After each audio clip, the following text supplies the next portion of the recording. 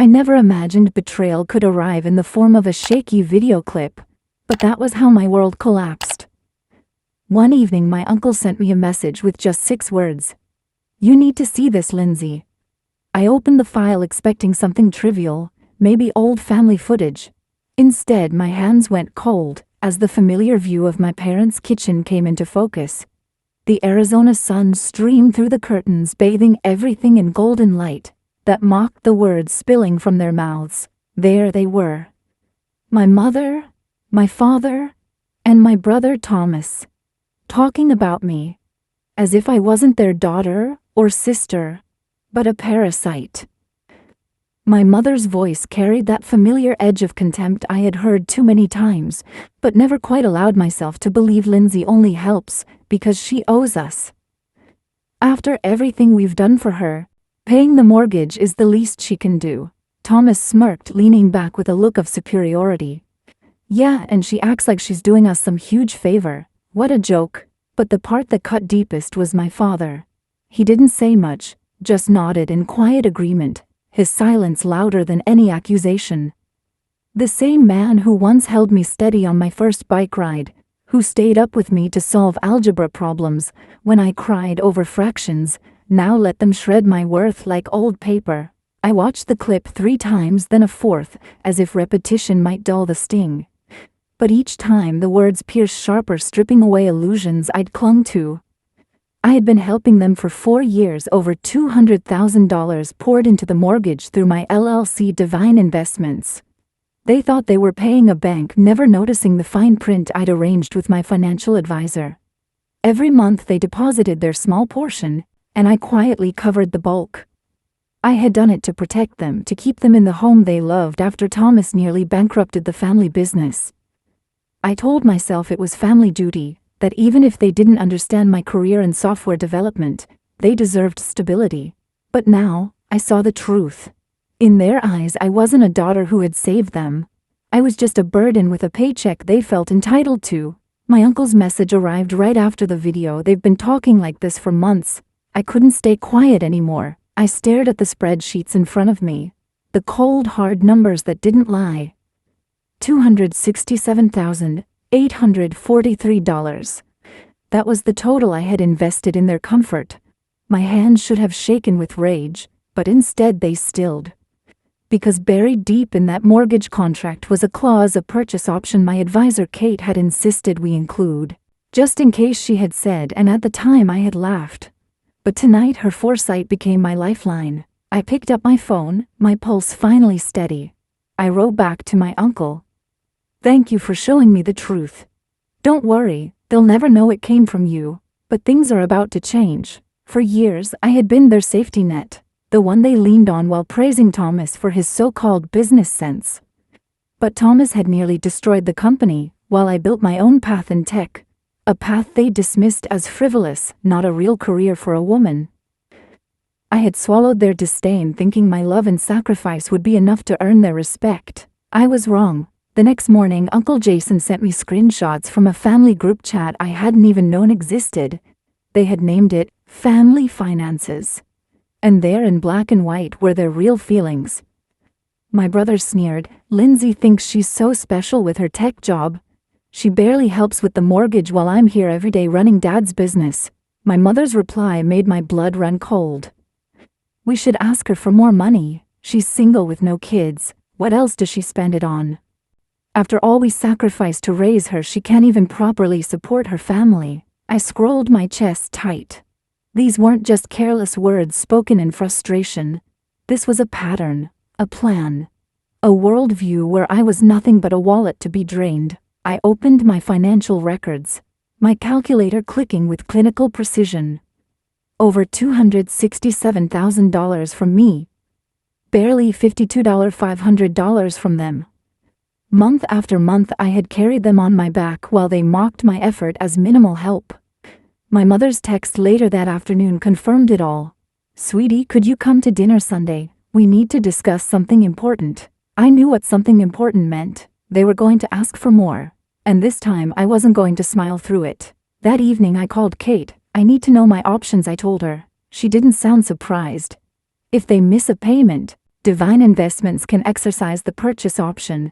The house becomes yours outright. They'd go from owners to tenants. And if they fall behind on rent, eviction laws, I finished, my voice steadier than I felt. She paused. Are you sure, Lindsay? This is a hard road. I thought of their laughter in the video, the venom in their group chat, the years of belittlement. And then I thought of the little smile that had spread across my lips when I remembered that contract clause. Yes, I said, I'm sure, but I won't tell them yet. Let them think everything's normal. Because sometimes revenge doesn't require rage or fire. Sometimes it only requires patience. And a perfect poker face. Sunday came faster than I expected. I drove to my parents' house, the one I had practically bought for them, with my heart pounding, but my face carefully composed. The lake shimmered beyond the backyard, the same lake I once played in as a little girl, back when I believed family was the safest place in the world. Now every ripple looked like a reminder of how wrong I had been. Dinner began like any other. My mother fussed with serving dishes, my father cleared his throat at the head of the table, and Thomas bragged about his latest deal that I knew would collapse within months. But beneath the small talk I felt the tension simmering.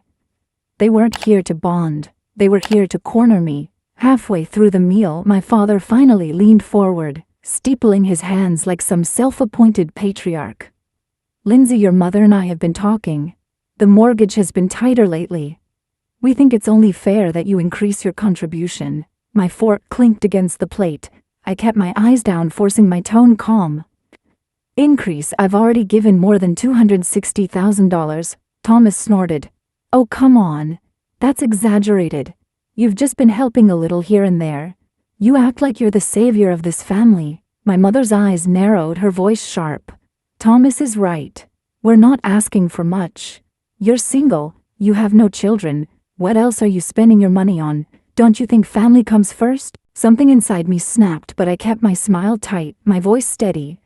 You're right, Mom. Family does come first. That's why I've carried nearly the entire mortgage for 4 years. Without me, you wouldn't even be in this house. The silence that followed was thick. My father's face turned red, but before he could explode, I reached into my purse and slid a manila envelope across the table. Inside were copies of payment records, signed contracts, and the very mortgage agreement that bound them not to a bank but to me. They opened it, confusion quickly morphing into disbelief. My mother's lips parted. My father's hands shook slightly as he flipped through the papers. Thomas frowned, muttering, "What is this supposed to mean?" I leaned back in my chair, letting the truth settle over them. It means the company you've been paying, the one you thought was the bank, is mine. Divine Investments belongs to me. Every check you've sent, every balance I've covered, it's been through me. Their faces drained of color. For the first time in years, I wasn't the one cornered, they were. You tricked us. My mother hissed, her voice trembling. No, I said quietly. I saved you. And all you could do was laugh behind my back, call me a burden, plan how much more you could squeeze from me. But here's the truth, you don't own this house anymore. I do. And I've been generous. Too generous. Thomas pushed back his chair, his voice rising. You can't do this to us. We're family. I met his glare head on. Family doesn't treat me like a wallet. Family doesn't sit around a kitchen table calling me worthless. The shock on their faces told me they understood. I had seen the video, I knew everything. My father's jaw tightened, but he didn't deny it. My mother's eyes darted away, shame flickering for just a second. I stood, my voice steady now. From this moment on, you'll pay the mortgage on your own. Miss one payment, and I'll exercise my option. This house becomes mine, and you become my tenants. Fail again, and the law will handle the rest. The room erupted in protest, voices overlapping in disbelief and outrage, but I felt strangely calm. For years I had been begging for their love. Tonight I no longer needed it. When I walked out of that house, the night air felt cold but liberating. My phone buzzed non-stop, angry calls from my mother, guilt-ridden voicemails from my father, frantic texts from Thomas. I silenced them all. Back home, I poured myself a glass of wine and sat by the window staring at the city lights.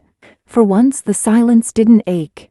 It felt like power. Kate called the next day. How did it go? She asked. I smiled faintly. They know now. They finally know. She paused, then asked the question that lingered in my own heart. And what's next? I didn't answer right away. Because deep down I knew the battle wasn't over. Families like mine didn't surrender easily. They would fight, manipulate, beg, and threaten. But what they didn't know was that I wasn't the same Lindsay anymore. I wasn't their burden. I wasn't their silent provider. I was the woman holding the deed. And I was ready to use it. The fallout was immediate. By midweek, my mother showed up at my office unannounced, her face painted with forced calm, her voice dripping with condescension. "Lindsay, sweetheart, you've made your point. Now let's be reasonable." I closed the door behind her and leaned against my desk, arms crossed. "Reasonable? You mean, go back to handing over money while you insult me behind my back?" Her eyes hardened. "We were frustrated. You know how families talk. Don't hold on to words said in anger." But I saw it now for what it was, gaslighting, plain and cruel. They hadn't spoken in anger. They had spoken in truth, revealing exactly how little they valued me. I shook my head slowly. "I'm done, Mom. You and Dad can figure this out yourselves. I've given you more than most children ever would." And instead of gratitude, I got betrayal. Her mask cracked, and for a moment the raw fear beneath it showed. She knew the house, their image, their security was in my hands. But pride kept her voice sharp. "If you go through with this, you'll regret it. Families don't turn on each other." I met her glare without flinching. "You turned on me a long time ago." When she stormed out, I didn't chase her. I sat back down at my desk and felt the quiet power of the moment. They were no longer dictating the terms of my life. The next strike came from Thomas. He barged into my gallery 2 days later, red-faced and shouting, oblivious to the startled customers. "How could you humiliate us like this? You think owning some company makes you better than me?" I calmly ushered him outside, ignoring the stares. "This isn't about being better, Thomas. It's about being respected. Something you've never given me." He scoffed, his fists clenching. "Dad built this family's business. I've carried it. You're just the tech girl with too much time and money. You don't deserve the house. You don't deserve anything." For a moment, anger bubbled hot in my chest. But instead of lashing out, I smiled faintly. "Funny. Because the law says otherwise. You might have their praise, but I hold the deed. And that scares you, doesn't it?" His silence told me everything. He hated that I had slipped out of the role they'd written for me. The burden, the side character, the quiet daughter who gave without question. That night, I sat in my apartment thinking back over the years. The birthdays I'd spent alone because they forgot.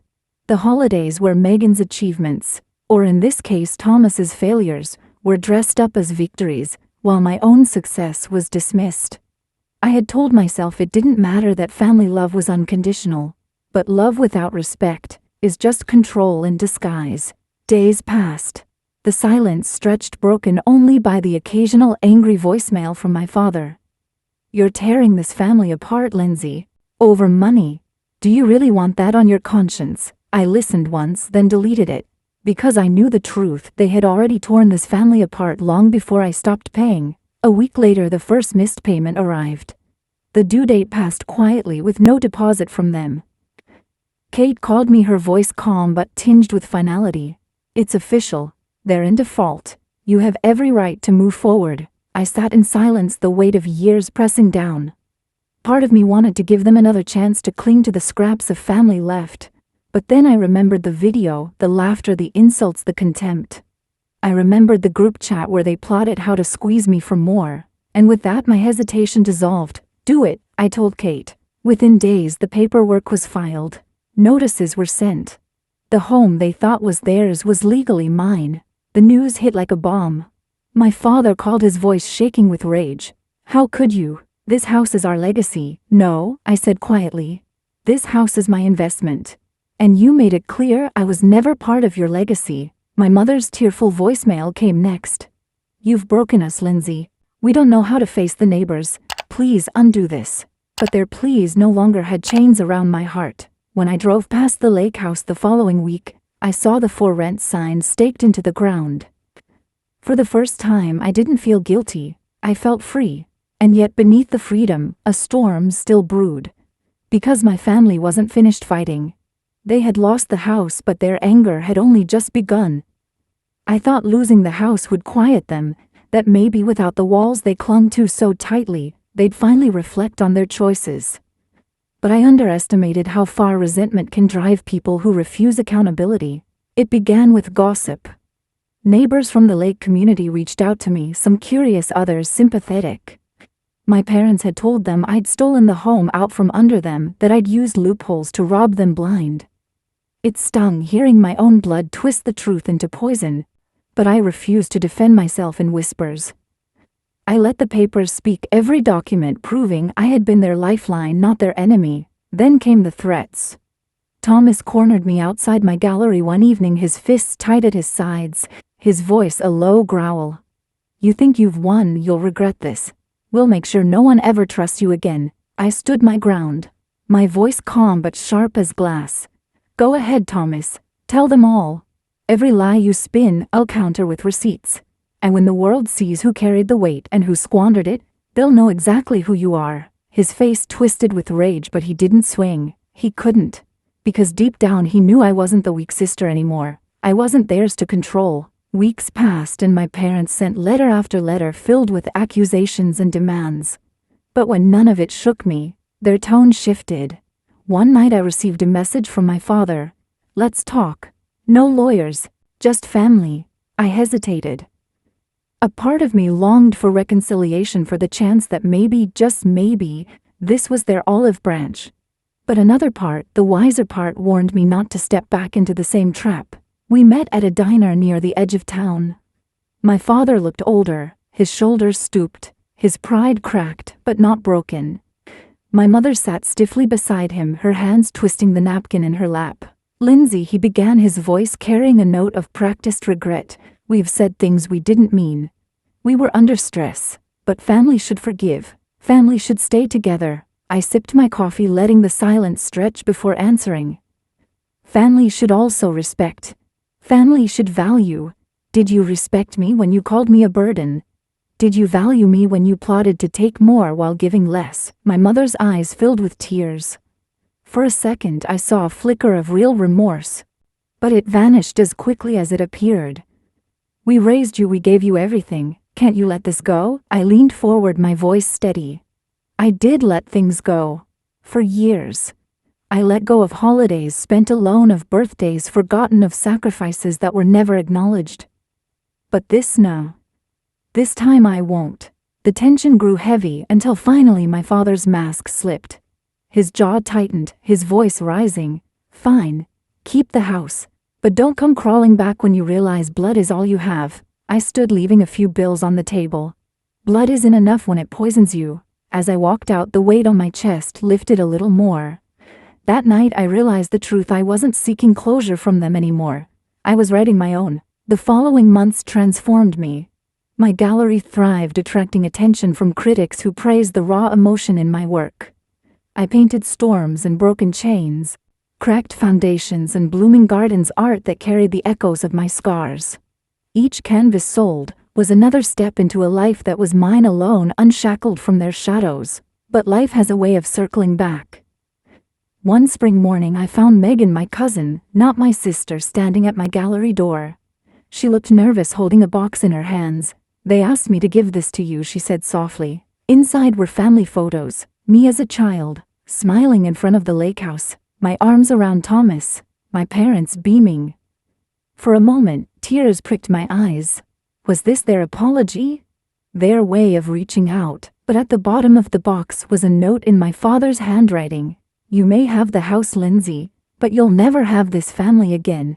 The tears dried instantly. It wasn't reconciliation, it was one last attempt to wound me. I closed the box gently and handed it back to Megan. "Tell them they're right. I don't need a family who never wanted me. I'm done." As she left, I felt something inside me settle, like the last thread binding me to their approval had finally snapped. Sometimes revenge isn't about watching others crumble.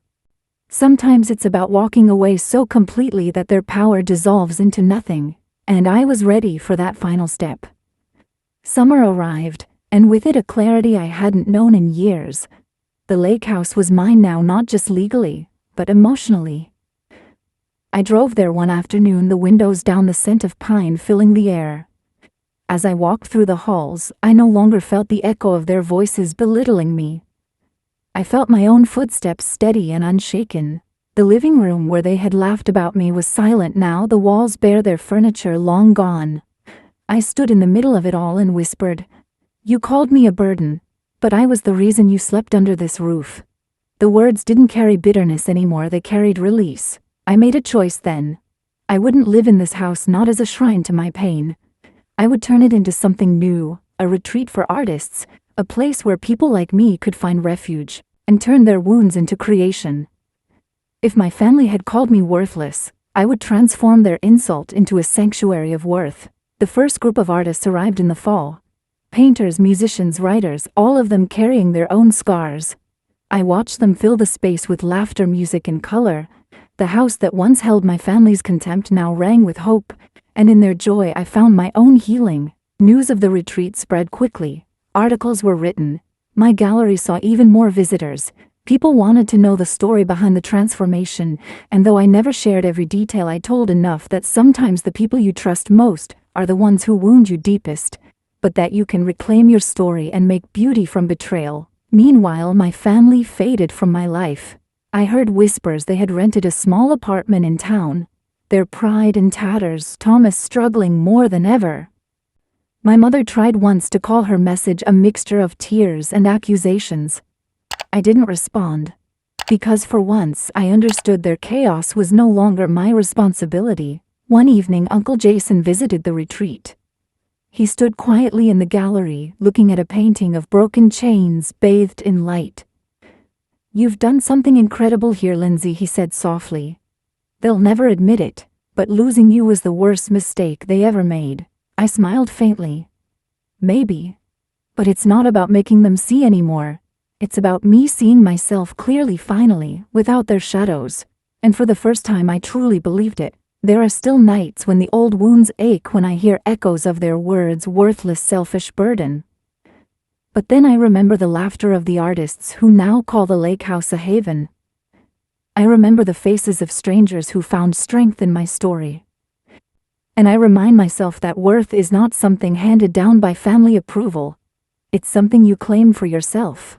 So if you're listening to this and you've ever been made to feel like your love and sacrifice didn't count, know this: you are not a burden. You are not worthless. The people who cannot see your value are the ones who are blind, not you. I lost my family, yes, but I found myself. And in that I gained a life fuller than I ever thought possible. And that is why I share my story with you now. If this touched you, if you've ever felt betrayed by those closest to you, but longed for strength to rise again, please like this video. Share it with someone who needs courage. Subscribe for more stories told from the heart, and leave me a comment below. Tell me your truth. I want to hear it, because no one should carry their scars in silence.